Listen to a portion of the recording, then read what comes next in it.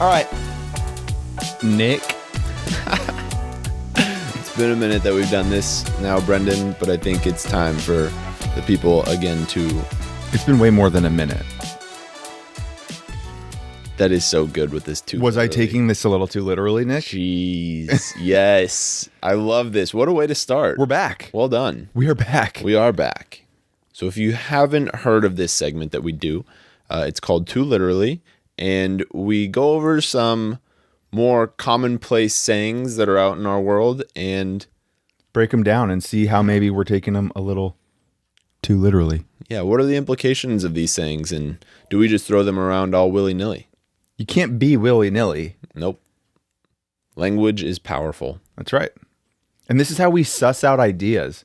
Do they hold up? What are the nuances to the discussion? We're trying to figure that out. So, Nick, You came prepared. The one for today is 3 words. Ignorance is bliss. That is an interesting one, huh? Yeah. I didn't do any research on that, but like, where did that potentially come from? Like, I wonder what the foundations of that idea were. I mean, if I were to just like really try and break this down, I would think it's, I'll use a funny metaphor or like descriptor from like a movie that I think will kind of explain where I think there's a benefit to this saying. We just watched the movie Onward recently. Oh yeah, beautiful movie. And when he's walking over the gap but the rope has fallen. Oh yeah. Ignorance is bliss there, because if he'd freaked out, he would have fallen, right? Yeah. So I think that's kind of the commonplace usage of that language is, when having known too much would stand in your way, just being ignorant to some things is good because it will allow you to continue on. Mm-hmm. I think that's like a good use case for the ignorance is bliss. But yeah, I mean, we throw that phrase around like crazy, right? Anything you don't know that like might have like somewhat of a negative impact and you don't want to address it, you're like, ignorance is bliss. Yeah. It's okay. Yeah. And I would counter with, sometimes ignorance is just ignorance. It's ridiculous ignorance. Yeah. I was thinking about this. This popped up into my head like 2 days ago because I was feeling some anxiety, and I've kind of already debunked this myself, but I was feeling some anxiety and some stress just around different things that I have to get done and different deadlines. And I was like, man, I wonder if I didn't know what anxiety was, or if I didn't know what stress was, if I'd feel it a little less. Because I feel like once I identify it, I'm almost exacerbating it to a certain extent. But at the same time, if I don't know what it is and I'm not able to name it, then I think that there might be more negative consequences to that. See, that's interesting because I'm probably the opposite. Whereas if I can identify it, then I'm like, oh, great. Like, then it's no problem. I know exactly what this is. Let's deal with it. Right. And you know what I mean? I mean, that's what I advocate for all the time, typically, too. Yeah. Like naming it. Mm-hmm. But I did have that idea of like, man, if I just didn't know what this was, I think that would be more damaging. I think that would be more damaging. No, it would not just go away because all the issues would still be there. Ignorance is bliss, Brendan. I don't know what it is. No. I should be feeling fantastic. Based off of no solid research, wrong. That's what my assertion is. Yes. I mean, but yeah, it's interesting because like there's absolutely utility to it, right? Like in the right context. Mm-hmm. But I think for the most part, an informed person is a more dangerous person. Oh yeah. Like you're more capable when you're more informed. Yeah. But I mean, because like I also think it gets used a lot of times as like a cop out. You know what I mean? Yes. And I think it's more commonly used that way when somebody wants to put that on us, right? So like, I think you can justify doing things when you will say like, oh, well, Nick won't know about it, so he'll be fine. You know what I mean? And that's like the ignorance is bliss thing from somebody else putting that ignorance making the decision in the assumption that you will just be ignorant to it. I think that's probably like a big, I think that probably goes a long way in like military, and like there's probably a national security case for like making certain decisions, but like there's probably a lot of stuff too that is like, most people are going to object to some kind of decision that's going to result in casualties. So I think it's an interesting idea. I was listening to a conversation the other day. I forget who was having it, but the people were talking about like when you make a commitment to like learning and being curious about ideas and reading, you develop this like curiosity and skepticism that ultimately becomes like a cycle of suffering to a certain extent, because you're always now questioning everything. You're wanting to find the answer, or that there's never going to be an answer. And so there's this like year-long learning that's just going on, and it's a process that is super, super extensive, and it's never ending. And it's almost like the opposite of that, the ignorance is bliss side of, if I know what I have in my life, I don't question too much. I'm grateful for what I have. I live a pretty simple life. I could just be happy with that. Sure. But I would actually push back on your first. I think there's a very empowering, optimistic, fun in diving into subjects and new ideas and opening up the world to yourself, even if you know that there's so much you don't know. So I don't think that that's a purely,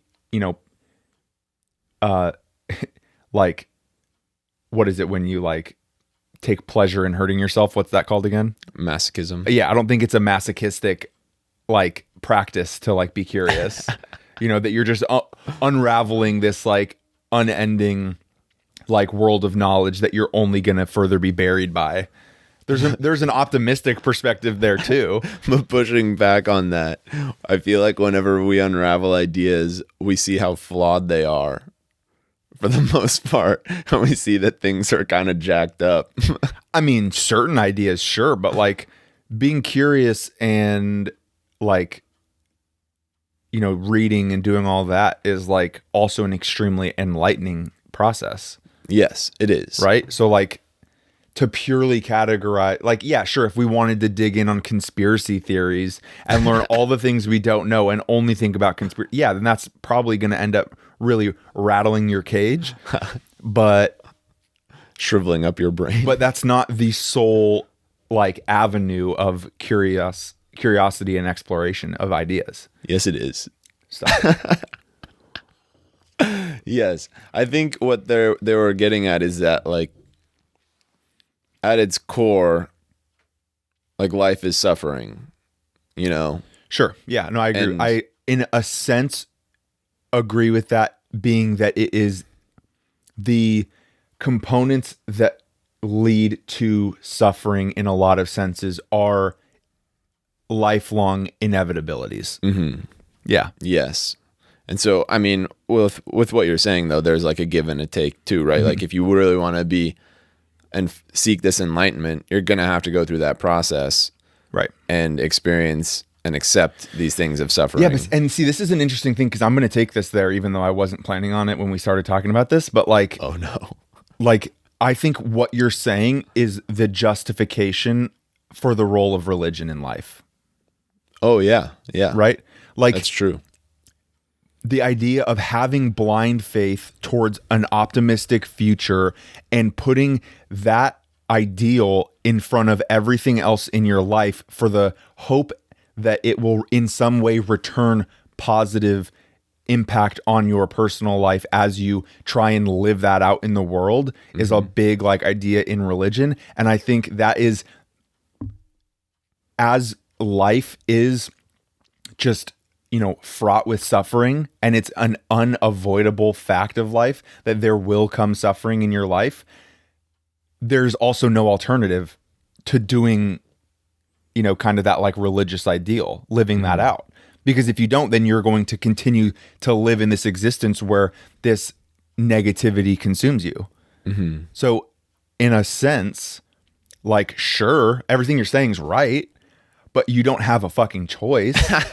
So go on in a positive way and try, like, that idea of good karma, like do good things and good things will come back to you, is literally like, it's the biggest fact.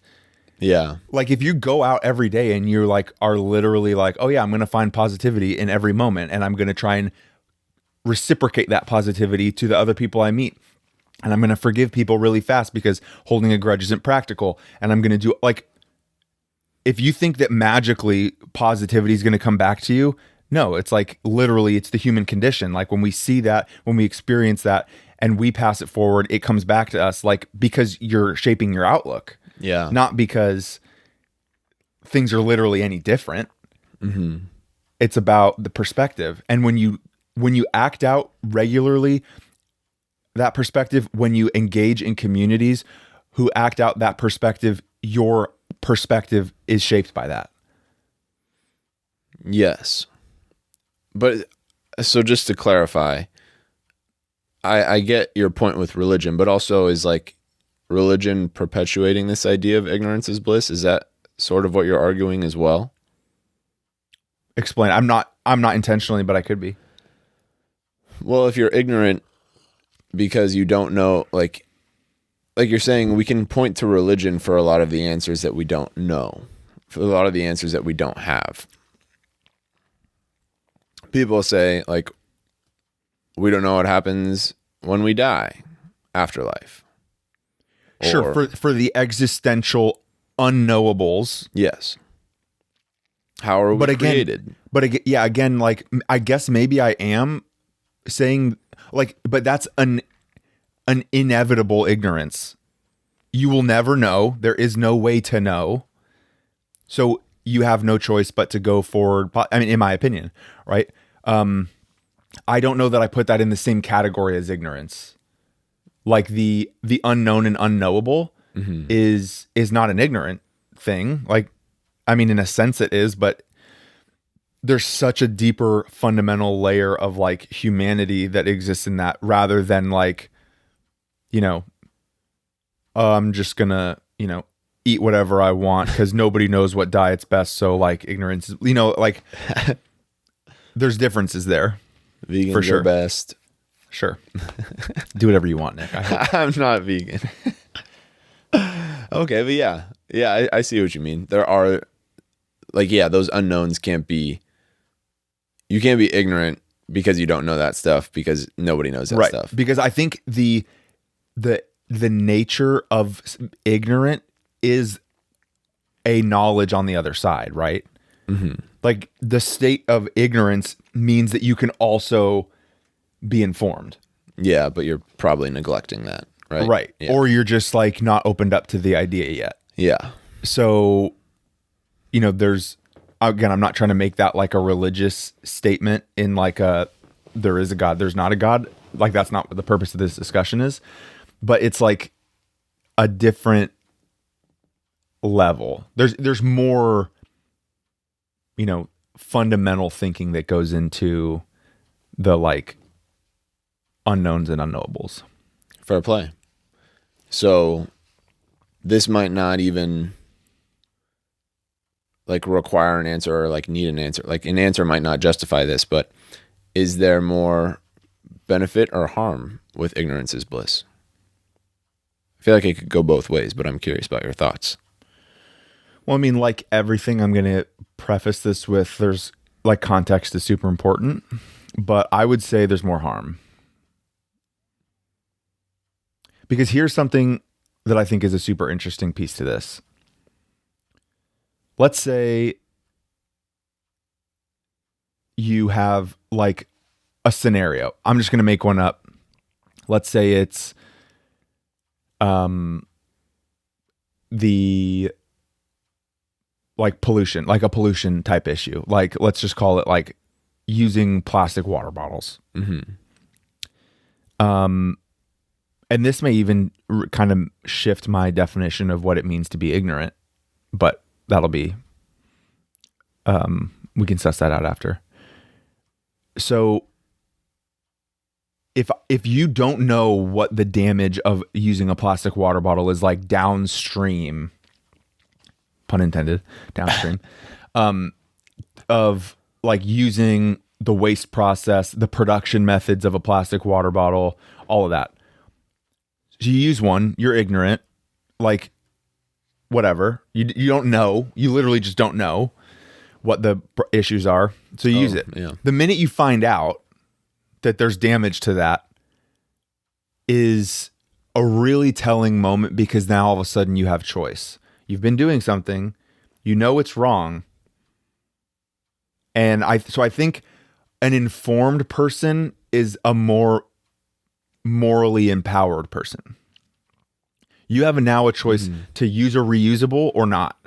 You know what I mean? I have a choice to buy Nike apparel or not. Yeah, for sure. And like there's, we don't need to go too far down this rabbit hole of like the things that we know to be bad now and shouldn't do. But yeah, I mean, like that's a valid point. Like we know where a lot of our clothes come from. We know who's doing it.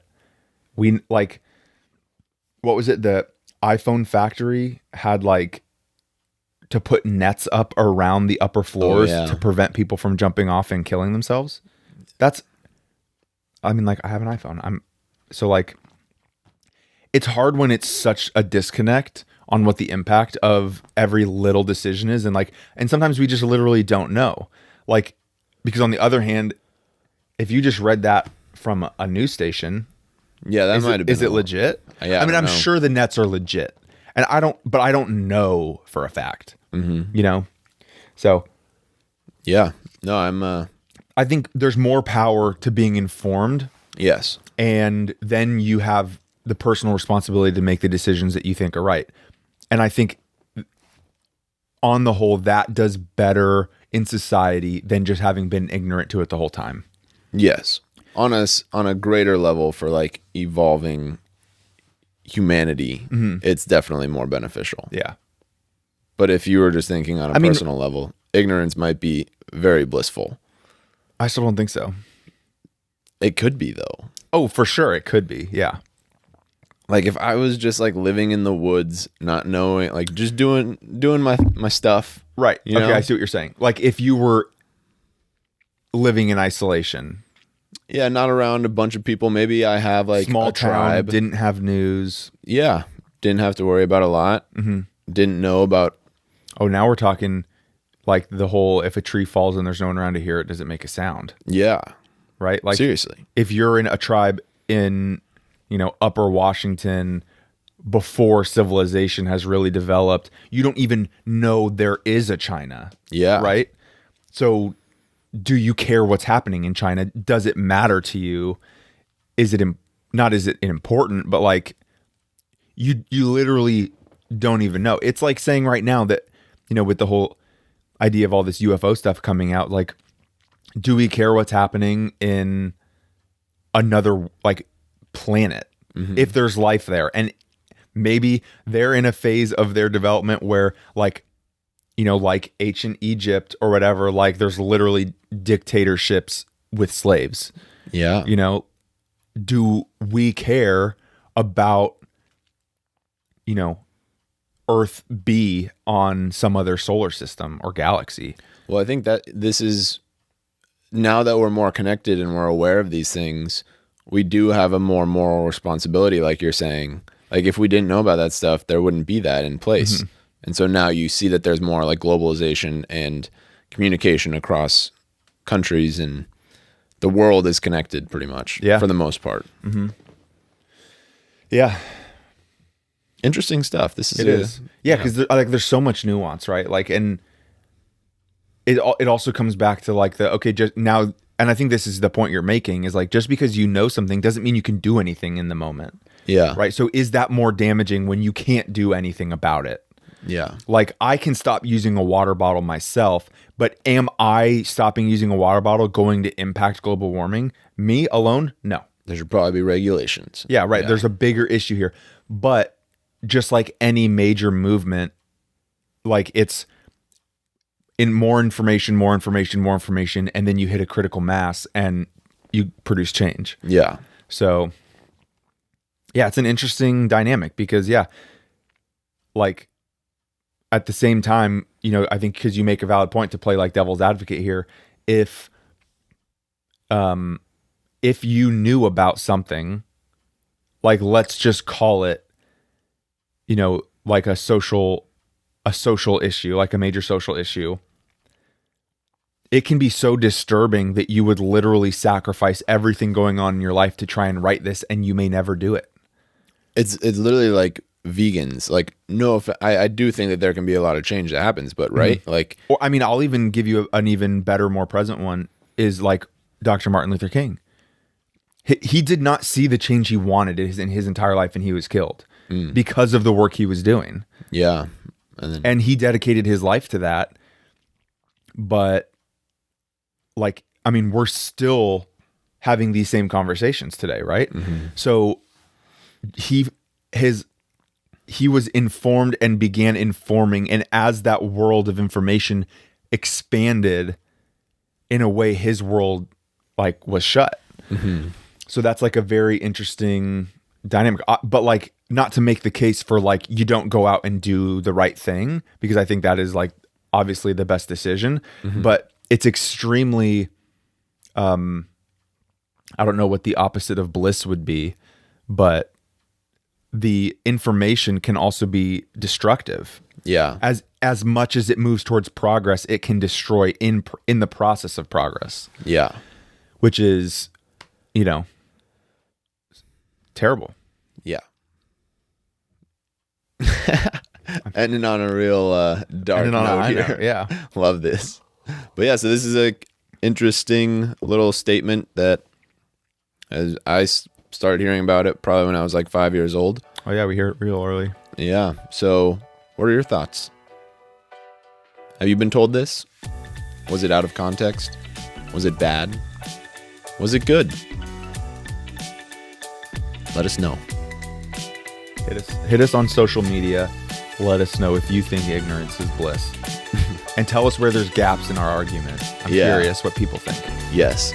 Thanks, everybody. See ya. Thanks for watching, everybody. We appreciate you tuning into that, and we hope you found that helpful. If you're interested in watching more professors give us a deep dive in some of their areas of expertise, please click on the video below. And also subscribe right here. We hope you have a good day. See you in the next one. See ya.